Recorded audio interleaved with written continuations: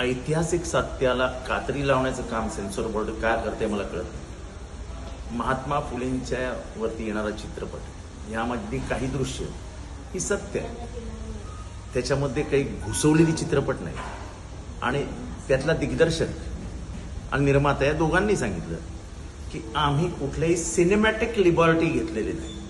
जी cinematic liberty इतर ऐतिहासिक पुस्तकात घेतली, चित्रपटात घेतली जातात, ती लिबर्टी त्यांनी घेतलेली नाही.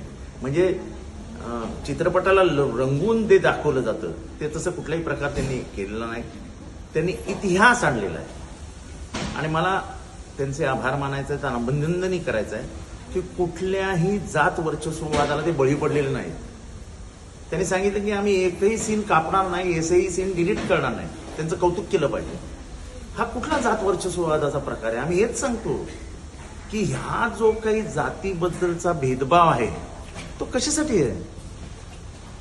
केलंय तर केलंय, ते दाखवावंच लागेल. त्याच्यामुळे जे सत्य आहे ते प्रदर्शित झालं पाहिजे. आम्ही उघड भूमिका घेतलेली आहे, ही दादागिरी चालणार नाही. केलंय तर बघा. एबीपी माझा, उघडा डोळे बघा नीट.